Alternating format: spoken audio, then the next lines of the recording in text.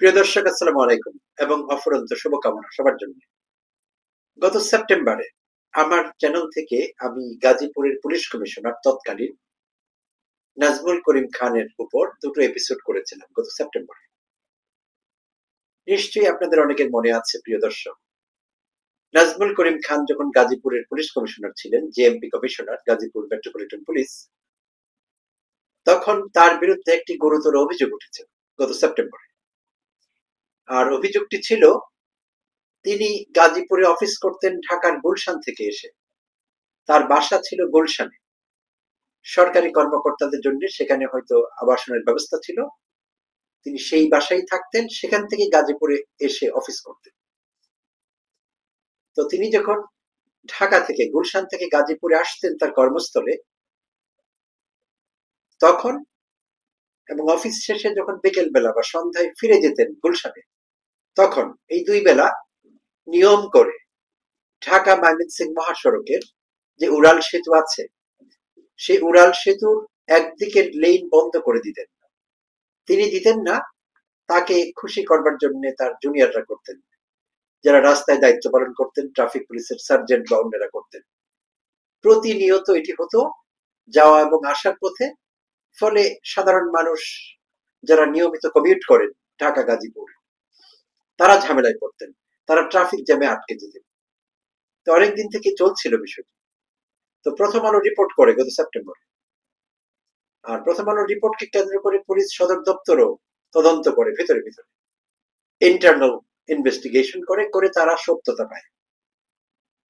পেলে তাকে তখন ক্লোজ করা হয়, তাকে একদিনের নোটিশে দায়িত্ব ছেড়ে দিতে বলা হয়। কমিশনারের পদ তিনি ছেড়ে দেন, পুলিশ সদর দপ্তরে তাকে সংযুক্ত করা হয়। 2 মাস আগের কথা।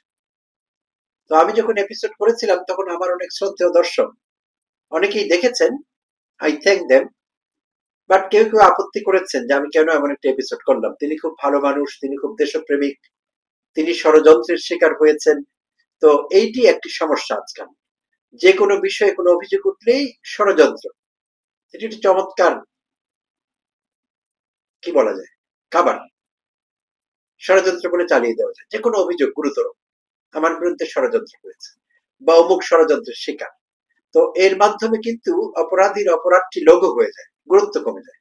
অনেকেই ভাবেন হ্যাঁ, হতে পারে হয়তো ষড়যন্ত্রের শিকার, কিন্তু আসলে বেশিরভাগ ক্ষেত্রে এরকম হয় না। তো আমি বৈষম্য বিরোধী ছাত্র আন্দোলনের নেতাদের কারো কারো চাঁদাবাজি বা অন্যান্য অনিয়মের বিরুদ্ধে মাঝে মাঝে এপিসোড করি, কথা বলি। তখনও আমার অনেক শ্রদ্ধেয় দর্শক, তারা অনেক আবেগ থেকে কাজটি করেন, বুঝতে পারি আমি। আমারও ভালোবাসা আছে বৈষম্য বিরোধী ছাত্র আন্দোলনের নেতৃবৃন্দের প্রতি, জুলাই যোদ্ধাদের প্রতি, এনসিপির তরুণ নেতৃত্বের প্রতি আমার অনেক ভালোবাসা আছে, তাদেরকে অনেক পছন্দ করি। কিন্তু আমি আনকন্ডিশনালি তাদেরকে পছন্দ করি না। আসলে এখানেও কন্ডিশন আছে। তারা যদি কোনো অনিয়ম করেন, নিশ্চয়ই আমি প্রতিবাদ করব, আর না হলে তাদেরকে পছন্দ করবো, ভালোবাসবো, সমর্থন করবো, সবকিছু করবো। কিন্তু অন্ধ আনুগত্য প্রদর্শন করতে পারবো না। আর করলে তারা শেষ হয়ে যাবে। হাসিনা শেষ হয়ে গিয়েছিল, হাসিনা লেসপেন্সাররা সবাই অন্ধ আনুগত্য প্রদর্শন করেছিল হাসিনার প্রতি। হাসিনা যা ইচ্ছে তাই করেছে, যত রকমের অপকর্ম অপরাধ আছে সব করেছে। সমর্থক ভক্ত গোষ্ঠী বলেছে ইয়েস ম্যাম, ইয়েস ম্যাম, আপনি যা বলছেন, আপনি যা করছেন সেটি বেস্ট, এর বাইরে কিছু আর হতে পারে না। ভুল এটি। হাসিনা ধ্বংস হয়েছে। তাই আমি যাদের ধ্বংস চাই না তাদের সমালোচনা করি মাঝে মধ্যে, প্রয়োজনে, প্রাসঙ্গিক ভাবে, অপ্রয়োজনে না। আবার দরকার হলে ডিফেন্ড করি, দুটোই করি। আচ্ছা, তো ফিরে আসি আলোচনায়। তো আমার অনেক শ্রদ্ধেয় দর্শক কষ্ট পেয়েছেন, তারা প্রতিবাদও করেছেন, মৃদু প্রতিবাদ, যে এরকম বানানো আমার ঠিক হয়নি, খোঁজখবর নেওয়া দরকার ছিল। প্রথম আলোর রিপোর্ট আমি কেন বিশ্বাস করেছি, এটি আরেক সমস্যা। প্রথম আলো ডেইলি স্টারকে রেফার করে কোনো কথা বলা যায় না, এটি ঠিক না। এইটিও আরেক আবেগের সমস্যা। প্রথম আলোর বিষয়ে আমারও আপত্তি আছে, তাদের কিছু রিপোর্টিং এর বিষয়ে, তাদের ভারত ঘেঁষা তকমা আছে, এইসব আছে। কিন্তু তারপরও সব পত্রিকাই দেখতে হয় আমাদের। আর প্রথম আলো দেখেই যে সেটি একেবারে কনফার্ম করে ফেলি এরকম না, ডাবল চেক করা হয় অন্যান্য সূত্র থেকে। তো যাই হোক, তখন অনেকে প্রতিবাদ করেছিল, তো আমি আর তেমন কিছু বলিনি। এখন 2 মাস পর আজ স্বরাষ্ট্র মন্ত্রণালয়ের পুলিশ এক শাখা প্রজ্ঞাপন জারি করেছে। আর সেই প্রজ্ঞাপনে তারা নাজমুল করিম খানকে বরখাস্ত করেছে, সাময়িক বরখাস্ত। আগের বার কিন্তু উনি বরখাস্ত হননি, আগের বার তাকে দায়িত্ব ছেড়ে দিতে বলা হয়েছিল, পুলিশ কমিশনার দায়িত্ব থেকে তাকে প্রত্যাহার করা হয়েছিল, তিনি প্রত্যাহারিত হয়েছিলেন, হয়ে সদর দপ্তরে সংযুক্ত ছিলেন, সেটি সাসপেনশন না। বাট আজ যা করা হলো এটি সাসপেনশন বা সাময়িক বরখাস্ত। এবং কারণ হিসাবে বলা হলো জনস্বার্থে সরকারের মনে হয়েছে যে তাকে আর সরকারি দায়িত্বে রাখা যায় না, তাই তাকে সরিয়ে দেওয়ার সিদ্ধান্ত হয়েছে। তো এই হলো তার সম্পর্কে লেটেস্ট খবর। তো আমি আশা করছি যদি আমার শ্রদ্ধেয় দর্শকরা কেউ এই এপিসোডটি দেখেন, তখন তারা বুঝতে পারবেন আমি কিছুটা খোঁজখবর নিয়েই সেই এপিসোড করেছিলাম, এমনি করিনি। যাই হোক, এখন তার বিরুদ্ধে আরেকটি গুরুতর অভিযোগ এসেছে নাজমুল করিম খানের বিরুদ্ধে। সে অভিযোগটি হলো গত 13 সেপ্টেম্বর ঢাকার মিন্টু রোড এলাকায় ঘোরাঘুরি করছিলেন, উদ্দেশ্যবিহীন ঘোরাঘুরি করছিলেন এনায়েত করিম ওরফে মাসুদ করিম, সেই আন্তর্জাতিক খ্যাতিসম্পন্ন প্রতারক বাটপার, যে নিজেকে মার্কিন যুক্তরাষ্ট্রের সিআইএ দক্ষিণ এশিয়ার আঞ্চলিক প্রধান বা এরকম কিছু হিসেবে দাবি করছিলেন অনেকদিন থেকে। তিনি একজন মার্কিন নাগরিক, এটি সত্য, মাঝে মাঝে বাংলাদেশে যাতায়াত করেন, যখন দরকার হয় প্রতারণার কোনো বড় ব্যাপার থাকে বাংলাদেশ ভিজিট করেন তিনি। তো গত 13 সেপ্টেম্বর তাকে গ্রেপ্তার করা হয় উদ্দেশ্যবিহীন ঘোরাফেরার জন্য। একটি প্রাডো গাড়িতে করে তিনি ঘোরাফেরা করছিলেন এবং অভিযোগ উঠেছে সেই প্রাডো গাড়িটি গাজীপুরের কমিশনার নাজমুল করিম খানের। তখনও কিন্তু তার গাড়ি নিয়ে প্রশ্ন উঠেছিল যে তার অধীনে একটি গাড়ি দেখা যাচ্ছে তার মালিকানায়, তার পজেশন, সেই প্রাডো গাড়িটি কার, তিনি ওন করেন নাকি তাকে অন্য কেউ দিয়েছে। তখন জানা গিয়েছিল আরেক জুনিয়র পুলিশ অফিসার তাকে দিয়েছেন ব্যবহার করবার জন্য, তার অনুগ্রহ পাওয়ার জন্য হবে হয়তো। তো সেই প্রাডো গাড়িতেই তাকে পাওয়া গিয়েছিল। এই খবরটি এতদিন চাউর হয়নি, প্রকাশ পায়নি, এখন পেয়েছে। সেই প্রাডো গাড়িটির ওনারশিপ খুব সম্ভবত নাজমুল করিম খানের। এবং তাই না, শুধু এটুকুই না, নাজমুল করিম খানের ব্যক্তিগত গার্ড, বডিগার্ডও দেওয়া হয়েছিল সে এনায়েত করিম ওরফে মাসুদ করিমকে। তাহলে নিজের গাড়ি এবং গার্ড দিয়ে দিয়েছেন তাকে সেফ গার্ড করবার জন্য, তার সিকিউরিটি দেবার জন্য। তো সেই গার্ডকেও সাসপেন্ড করা হয়েছে। যদিও আমার এতে আপত্তি আছে, আমি যখন নিউজটি পড়লাম আমার একটু খারাপ লাগলো, কারণ গার্ডকে পুলিশ কমিশনার যার কাছে অ্যাসাইন করবেন যে কোনো ব্যক্তির সঙ্গে, তিনি সেখানে যাবেন, থাকবেন। পুলিশ কমিশনারের বিরোধিতা করে একজন গার্ডের সেই সাহস বা শক্তি কোথায়? তো গার্ডের প্রতি অবিচার করা হয়েছে, সেই বিচারটি ঠিক হয়নি। তো এখন নাজমুল করিম খান যে শুধু পুলিশ বিভাগের নিয়ম কানুন ভঙ্গ করছেন তাই না, এনায়েত করিম খান সম্পর্কে আমরা যতদূর জানি, সম্প্রতি কিন্তু জেনেছি আমরা এগুলো, এনায়েত করিম খান গত সেপ্টেম্বরের শুরুর দিকে 2 বা 3 তারিখে বাংলাদেশে ইন করেন অন্তর্বর্তীকালীন সরকারকে ফেলে দেবার জন্য, অন্তর্বর্তীকালীন সরকারকে ধ্বংস করবার জন্য, ক্ষমতাচ্যুত করবার জন্য বাংলাদেশে আসেন। তিনি অনেকের সঙ্গে যোগাযোগ করেন। জাতীয় পার্টির এক নেতা তার 5 স্টার হোটেলে থাকা খাওয়ার বিল দিয়েছেন, মামুন, তিনি নিজেও এখন জিজ্ঞাসাবাদের আওতায় আছেন, আইনি হেফাজতে আছেন। আরো অনেক রাজনীতিবিদের সঙ্গে তার যোগাযোগের প্রমাণ পাওয়া যায়, তথ্য পাওয়া যায়। এবং সরকারি কর্মকর্তা, আমলা শ্রেণীর অনেকের সঙ্গে তার যোগাযোগ। এমনকি এমন খবরও চাউর হয়েছে যে তিনি শাহাবুদ্দিন চুপ্পু, রাষ্ট্রপতি, তার সঙ্গেও দেখা করেছিলেন গোপনে। আর তার মিশন ছিল অন্তর্বর্তীকালীন সরকারকে, ডক্টর মোহাম্মদ ইউনূসের অন্তর্বর্তীকালীন সরকারকে জয় বাংলা করে দেওয়া। এই মিশন নিয়ে তিনি বাংলাদেশে এসেছিলেন। তো এমন ভয়ঙ্কর একজন লোক, এবং যিনি কিনা মিথ্যা আইডেন্টিটি ব্যবহার করেন, ইম্পারসোনেট করছিলেন যে তিনি সিআইএ এর কর্মকর্তা বা এরকম কিছু। আর সেই সব পরিচয়ের কারণে বাংলাদেশের দুর্নীতিপরায়ণ সুবিধাভোগী পুলিশ কর্মকর্তা এবং অন্যান্য বাহিনীর এবং আমলা, সচিবালয়, অনেকের সঙ্গে তার যোগাযোগ হয়েছে, অনেকেই তার সঙ্গে যোগাযোগ রেখেছে। এবং আরো ইন্টারেস্টিংলি, সাবেক পুলিশ প্রধান, বাংলাদেশের সাবেক inspector general of police IGP Benazir আহমেদের মানি লন্ডারিং এ তিনি সহায়তাকারী, সেই খবরও সংবাদপত্রে এসেছে। আজই কাকতালীয় ভাবে বেনজির আহমেদের নামে দুদক থেকে চার্জশিট ইস্যু করা হয়েছে। সেখানে 11 কোটি টাকা তার নিয়ম বহির্ভূত বা প্রদর্শন করা যাবে না, আয় কোত্থেকে হয়েছে সেটি দেখানো যাবে না, আয় বহির্ভূত ইনকাম 11 কোটি টাকা শনাক্ত হয়েছে। আর এই টাকা বিদেশে পাচার করতে সাহায্য করেছেন এনায়েত করিম বা মাসুদ করিম। তো যদিও এটি তার টাকার একটি খুবই দশমিক অংশ হবে, ফ্র্যাকশন হবে, ক্ষুদ্রাংশ হবে।